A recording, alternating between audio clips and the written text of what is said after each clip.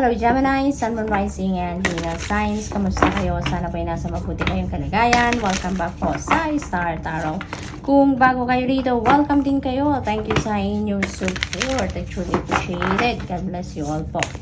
Tignan natin ang mga mensahe ninyo, Gemini. Pauna mensahe po ninyo ay number 1, Anti-Spirit, it's time to collaborate. And this is really beautiful, Gemini. We have number 1, so meaning new beginning yan, no? New beginning yan, meron kayong bagong sisimulan sa buhay ninyo. And maaari din, no, na yung kung ano man ang gagawin ninyo, it could be a project, it could be task sa trabaho or negosyo, you know, maaring you're going to work in a team dito. Maaring meron kayo ditong makaka-partner, meron kayong makakatulong, meron kayo ditong makaka-collaborate, no? So good luck po dyan, Gemini. Hindi kayo dyan magsusolo. Hindi kayo mag-iisa sa gagawin ninyong yan. We have number 49, no? We have Rabbit Spirit. Now is a lucky time. Ang swerte-swerte ninyo ngayon, Gemini. Kaya mukhang aakyat kayo dito sa tagumpay agad-agad, ano? Kasi yung collaboration na to looks like it's going to be a successful collaboration. Magiging maganda dito ang resulta, no, ng inyong gagawin, kung ano man yan, with the lucky time energy. So most likely pagtatagumpayan ninyo ang kung ano man ang sisimulan ninyo sa ngayon. Pagtatagumpay kayo sa kung ano man ang gagawin ninyo dito, no? Yung energy na to also could bring you financial opportunities. That could also bring you financial success, prosperity, and abundance, no? Kasi si rabbit also represents prosperity, abundance, no? Kaya most likely, ang swerte-swerte din ninyo ngayon pagdating sa pera, Gemini, no? So what else? We have make your dreams real. Ayan. So napakagandang encouragement ito para sa inyo, no? Now is the time to take action, no? Dito, we have number 1, new beginning. So definitely, meron talaga kayong sisimulan dito. At maaring yung gagawin ninyo dito is linked sa inyong mga pangarap, no? Maaring yan ay inyong pangarap na isa sa katuparan na sa ngayon, no? So you are going to eventually, no, see or experience your dream into your your 3D reality dito. Maaring yun ay mag-come to fruition agad-agad dahil may katulong kayo sa paggagawa ng kung ano man yan. So we also have pleasure, ayan, sa kahit ano man ang inyong ginagawa, no, mag-ano din kayo, kumuha kayo ng konting oras or magbigay kayo ng konting panahon para sa sarili ninyo. Enjoy, no, mag-enjoy din kayo, mag-unwind kayo, mag-relax kayo. You need that because we also need to balance out our lives, hindi ba? Hindi puro trabaho, hindi puro obligasyon o responsibilidad. We need to enjoy life as it is, hindi ba?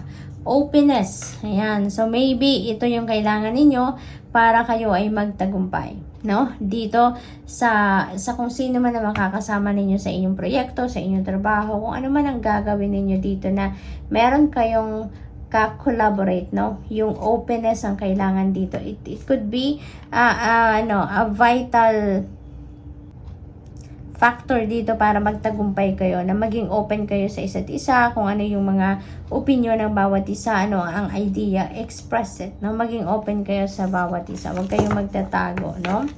So what else? We have potential. Yan, there is so much potential dito sa inyong paligid, Gemini, no, na magsusuporta sa inyong mga pangarap, no? Nasa tapat din siya ni Make Your Dreams Real. Kaya most likely maraming opportunities dito na nasa inyong paligid, Gemini, para nang sa gayon ay masimulan nyo na ang pagtahak ninyo doon sa path towards manifesting your dreams, no? So eventually maaaring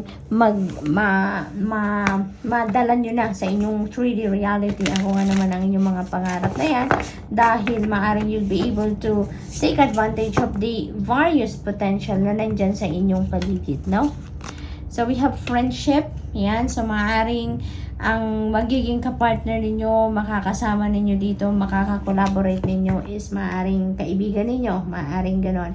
Maaring yan din na collaboration na yan, mas yun siguro ang magpapalalim lalo ng inyong pakikipagkaibigan or ng inyong pagkakaibigan. Maaring ganon ang ganap dito, no?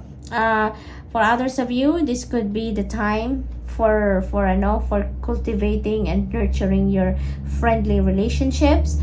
Maari din na you are building new friendships dito, no? Gemini, maari may mga makikilala kayong bagong tao dito, and yung pagkakakilala na yan will develop into a deeper friendship. We have love. Ayan. So, maybe, no? Meron din ditong love connection na mabubuo, no? Maaring isang kaibigan ninyo ang magkakaroon kayo siguro dito ng twist, no? At hindi lang friendship ang mangyayari sa inyong relationship, but maybe that could level up into a love connection. So, maaaring ganon ang ganap dyan, Gemini. So, what else? We have willpower. Ayan. So, ito yun ang kailangan talaga ninyo, Gemini, no?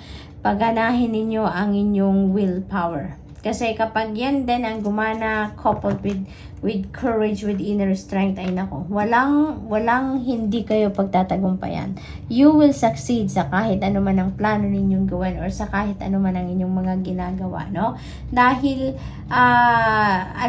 magaling kayo sa judgment, no? Magaling kayo mag-judge ng mga bagay-bagay. Kaya, pag pinagana ninyo ang inyong willpower at sumusunod kayo sa divine guidance, ay nako, wala kayong bagay na gagawin na hindi ninyo pagtatagumpayan. So, good luck po, Gemini.